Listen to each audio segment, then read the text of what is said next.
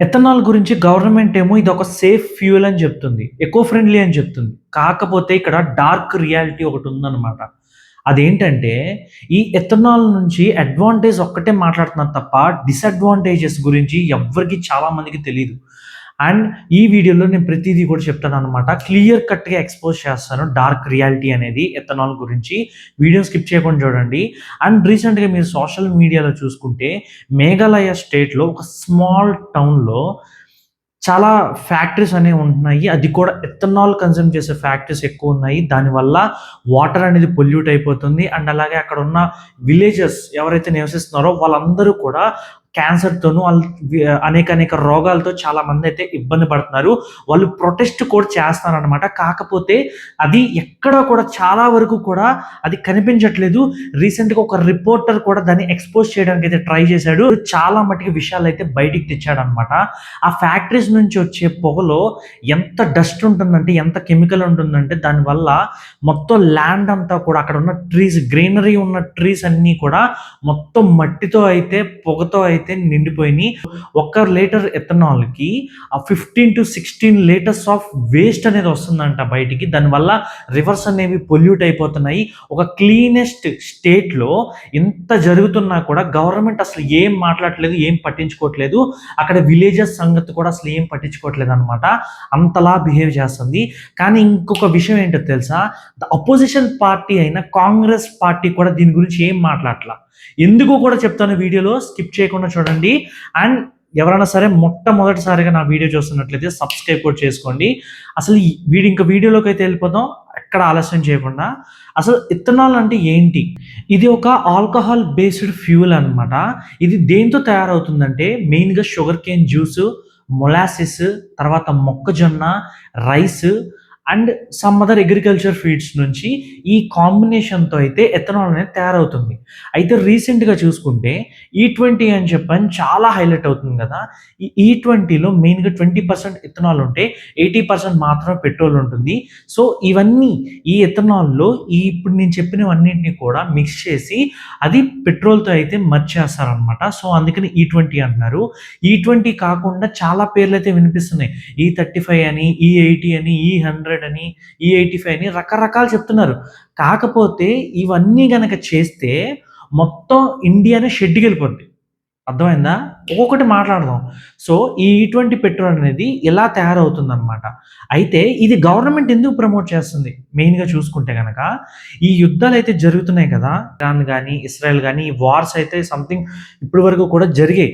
So, ఈ wars వల్ల ఏమవుతుందంటే మనకి గల్ఫ్ కంట్రీస్ నుంచి ఈ క్రూడ్ ఆయిల్ అనేది రావాలి. సో, దానివల్ల ఇప్పుడు మధ్యలో మనకి చాలా వరకు చూసుకుంటే క్రూడ్ ఆయిల్ అనేది ఆగిపోయింది. సో, గవర్నమెంట్ ఏం చేస్తుంది? ఈ వేరే కంట్రీస్‌తో పెట్టుకుంటే మనకి పనవ్వదు. సో, అందుకని ఈ క్రూడ్ ఆయిల్ అనేది రెడ్యూస్ చేసి, ఓకేనా, మన ఇండియాలోనే ఈ ఎథనాల్ అనేది తయారు చేస్తే బావుంటది కదా అని చెప్పని ఒక్క థాట్‌తోనే ముందుకెళ్తుంది. కాకపోతే దాని ఎనకాల ఉన్న డిసడ్వాంటేజెస్ గురించి మరి ఆలోచించిందో లేదో తెలియట్లేదు గానీ, ఒక మిడిల్ క్లాస్ అనే కాదు, ఆల్మోస్ట్ ఒక లోవర్ మిడిల్ క్లాస్ దగ్గర నుంచి ప్రతి ఒక్కళ్ళని కూడా ఇదనేది చాలా బాగా ఇబ్బంది పెడుతుందనమాట. ఈ ఎథనాల్ అనేది. దీన్ని చాలామంది ప్రొటెస్ట్ చేసి ఇది ఎక్కడికిక్కడే ఆపేయాలని చెప్పని బాగా ముందుకొస్తున్నారు. కానీ గవర్నమెంట్ అయితే ఇప్పటి వరకు కూడా కరెక్ట్‌గా అయితే రెస్పాండ్ అవ్వలేదు మరి.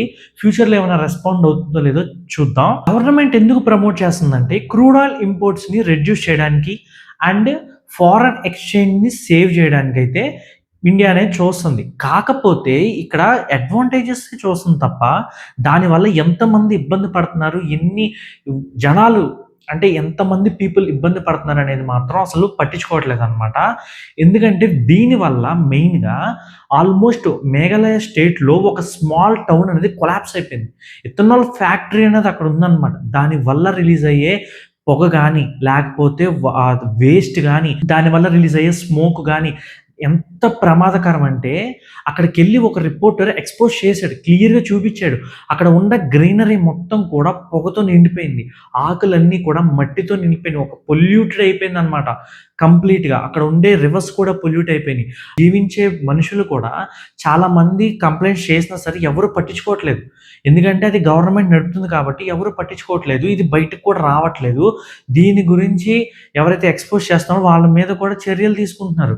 అక్కడ ఇబ్బంది పడుతున్నారా బాబు అని చెప్తున్నా సరే పట్టించుకోకుండా ఓన్లీ డబ్బు కోసమే చూసుకుంటే మాత్రం మళ్ళాంటోళ్ళు నిజంగా అంటే నిజంగా చాలా ఇబ్బంది పడిపోతారు. సో అదనమాట. ఒక రిపోర్టర్ వెళ్ళి కంప్లీట్‌గా క్లియర్ కట్‌గా అక్కడ రిలీజ్ అయ్యే పొగలు గాని, లేకపోతే మొత్తం కూడా అక్కడ విలేజెస్‌తో గాని మాట్లాడి క్లియర్ కట్‌గా చూపించాడు. ఇది ఇబ్బంది అని చెప్పి. 1 లీటర్ ఇథనాల్‌కి తీసుకునే వాటర్ అంటే ఇప్పుడు మనకి ఇథనాల్‌లో కలపడానికి చాలా వరకు క్రాప్స్ అనేది ఉంచుతారు కదా! దానికి వీళ్ళు వాటర్ అనేది ఇస్తేనే కదా ఆ ప్లాంట్స్ అనేవి గ్రో అవుతాయి. అవి ఇథనాల్ కింద మిక్స్ చేస్తారు. సో వాటికి 500 లీటర్స్ ఆఫ్ వాటర్ అనేది యూజ్ చేస్తున్నారు. ఇంకా ఎక్కువే. నేను చెప్పింది ఇంకా తక్కువ. ఈ రిపోర్ట్స్ ప్రకారం అయితే ఇంకా థౌసండ్స్ ఆఫ్ లీటర్స్ వాటర్ అనేది వీటి కోసం యూజ్ చేస్తున్నారు. ఒక పక్కన వాటర్ లేక, పంటలు పండలేక ఫార్మర్స్ అక్కడ ఇబ్బంది పడుతుంటే, ఒక లీటర్ ఇథనాల్ తయారు చేయడానికి ఇన్ని లీటర్స్ ఆఫ్ వాటర్ గనక మీరు తీసుకుంటే, గవర్నమెంట్ తీసుకుంటే దానివల్ల మనకి వాటర్ రాక వాటర్ క్రైసిస్ ఆల్రెడీ స్టార్ట్ అయినాయి. అక్కడ నియర్లీ ఉన్న సిటీస్‌లో గాని, టౌన్స్‌లో గాని అండ్ స్టేట్స్‌లో గాని వాటర్ క్రైసిస్ అనేది ఆల్రెడీ స్టార్ట్ అయిపోయినాయి. కానీ ఇదే కంటిన్యూ అయితే మాత్రం వాటర్ అనేది ఇండియాలో చాలా దారుణంగా మారిపోద్ది. వాటర్ క్రైసిస్ ఇంకా పెరిగిపోతాయి. ఇంకా వాటర్ అనేది దొరకదని చెప్పనైతే చాలా మంది సైంటిస్టులు చెప్తున్నారు. మీరు ఇథనాల్ గనక కొనసాగిస్తే మీకు వాటర్ క్రైసిస్ అనేవి ఫ్యూచర్‌లో తప్పవు. ఏ స్టేట్‌కైనా సరే అని చెప్పని బల్లగుద్ది చెప్తున్నారనమాట. కాకపోతే ఇప్పటి వరకు కూడా గవర్నమెంట్ దీని గురించి మాట్లాడట్లా. మరి ఎందుకు మాట్లాడట్లేదు మరి? మాట్లాడాలి కదా! సో, దీని గురించి సమ్ పార్ట్ ఆఫ్ పీపుల్ మాత్రమే ముందుకొచ్చి చెప్తున్నారు. ఎందుకంటే చాలా మందికి తెలీదు. ఏదో ఎథనాల్ అంటే ఎకో ఫ్రెండ్లీ అంటున్నారు కదా! సో, అందరికీ ఉపయోగపడుతుందని చెప్పని ఆలోచిస్తున్నారు తప్ప, దీని వెనకాల ఉన్న రియాలిటీ గురించి ఎవడు ఆలోచించలేదు, ఎవరికీ తెలియట్లేదు. సో, అందుకనే నేను వీడియో చేస్తున్నాను. ప్రతి ఒక్కళ్ళు కూడా చూడండి. అవేర్‌నెస్ తెచ్చుకోండి. ముందుకు రండి. ఫైట్ చేయండి. సో, అప్పుడే ఈ ఎథనాల్ అనేది ఆపుతారనమాట. లేకపోతే మనకి వాటర్ అనేది ఉండదు దీనివల్ల. సో, కనీసం కొంచెం ఆలోచించండి జనాలు. E20 పెట్రోల్ అనేది ఆల్రెడీ మార్కెట్‌లో తిరుగుతుంది. ఆల్రెడీ మార్కెట్‌లోకొచ్చేసింది.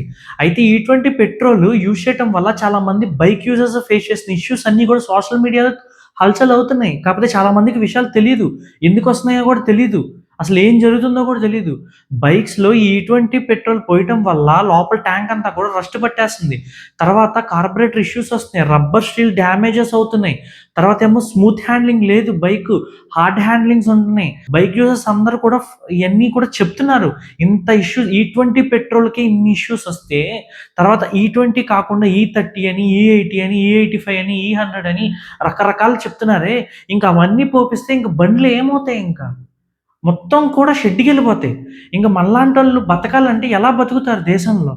ప్రతీది కూడా గవర్నమెంట్‌కి నచ్చినట్టు వాళ్ళు ఏదనుకుంటే అది ఆలోచించకుండా ఇష్టం వచ్చినట్టు చేసుకుంటూ ఎళ్ళిపోతే, ఇంక జనాలు ఎలా బతుకుతారింక? ఆ! ఒక పక్కేమో ఫార్మర్స్‌కి వాటర్ లేవని చెప్పని ఏడుస్తుంటే, అక్కడేదో ఎవడో 'నితీష్ గడ్కరీ' అన్నవాడు ఫ్యాక్టరీ పెట్టాడు. ఆళ్ళ కొడుకు ఫ్యాక్టరీ ఉంది. దానికోసం టన్స్ ఆఫ్ వాటర్ అక్కడికెళ్ళిపోతుంది ఇథనాల్ తయారు చేయడానికి. అన్నం పండించే రైతులకు మాత్రం వాటర్ లేకేమో ఏడుస్తుంటే, ఆడేమో tons of litres of water ఏమో తీసుకొని దానికేమో వాటర్ వేస్ట్ అంతా కూడా ఇష్టం వచ్చినట్టు రివర్స్‌లో కలుపుతుంటే, ఆళ్ళు కోట్లు సంపాదించుకుంటున్నారు. మనలాంటోళ్ళు రోడ్డు మీదకొచ్చి అడుక్కోవాలనమాట. తర్వాత ప్రతి ఒక్కళ్ళు కూడా నేను అవగాహన తెచ్చుకోమని చెప్తున్నాను. గవర్నమెంట్ ఏదైనా చేస్తే అది గుడ్డిగా నమ్మేమాకండి. దాని నుంచి డిసడ్వాంటేజెస్ ఏంటి? మనకి లాసెస్ ఏంటి అనేది తెలుసుకోండి మెయిన్‌గా. అది మోర్ ఇంపార్టెంట్ అనమాట ఇప్పుడున్న దాంట్లో. ఎందుకంటే వాళ్ళందరూ కూడా ఓన్లీ డబ్బు సంపాదించుకోవటమే ఆలోచిస్తారు. మనలాంటోళ్ళ గురించి ఏ గవర్నమెంట్ కూడా ఆలోచించదు. మనకి మనమే ఫైట్ చేయాలి. అందరూ కూడా ఒక యూనిటీ అయితేనే ఇది ఫైట్ చేయగలం. లేదంటే గనక ఎవరి కాళ్ళు మాకేం అవసరం అనుకుంటే మాత్రం నష్టపోయేది మాత్రం మనమే. అది మాత్రం గుర్తుపెట్టుకోండి. కనీసం ఏదైనా తప్పు జరిగితే అపోజిషన్ పార్టీ అయినా సరే ఒక పాయింట్ ఔట్ చేయాలి. కాకపోతే సెంట్రల్‌లో కాంగ్రెస్ పార్టీకి కొంచెం పవర్ ఉన్నా సరే అది ఇప్పుడు పాయింట్ ఔట్ చేయట్లేదు. ఎందుకో తెలుసా? కాంగ్రెస్ పార్టీలో ఉన్న చాలా మందికి కూడా వాళ్ళకి బెనిఫిట్ అవుతుంది. ఏ రూపంలోనూ వాళ్ళకి షుగర్ మిల్స్ ఉన్నాయి. కొన్ని ప్రాఫిటబుల్ ల్యాండ్స్ ఉన్నాయి. సో, వాళ్ళు క్రోర్స్ ఆఫ్ రూపీస్ అనేది ఎర్న్ చేసుకుంటున్నారు దీనివల్ల. ఇథనాల్ తయారు చేయడం వల్ల రకరకాల ఏవైతే నేను చెప్పానో వాటికి సంబంధించిన మిల్స్ గాని, అవి గాని కాంగ్రెస్ పార్టీకి సంబంధించిన ఎమ్మెల్యేస్ గాని, ఎంపీస్ గాని చాలా మందికున్నాయి. సో, వాళ్ళు కూడా క్రోర్స్ ఆఫ్ రూపీస్‌ని ఎర్న్ చేసుకోవాలి కాబట్టి వాళ్ళు అసలు మాట్లాడట్లా. సైలెంట్‌గా ఉంటున్నారు. ఇక్కడ చూసుకుంటే ప్రతి ఒక్క పొలిటీషియన్‌కి ప్రాఫిటబుల్లే.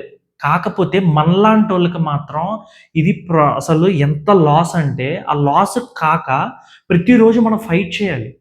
అర్థమైందా? పొల్యూషన్‌తో ఫైట్ చేయాలి. వాటర్ కోసం ఫైట్ చేయాలి. ఎవ్రీథింగ్ మనం ఫైట్ చేయాల్సిందే. అండ్ ఇంకోటేంటంటే ఇది ఒక బీజేపీ పార్టీ స్కామో, లేకపోతే ఇది ఒక కాంగ్రెస్ పార్టీ స్కామో కాదు.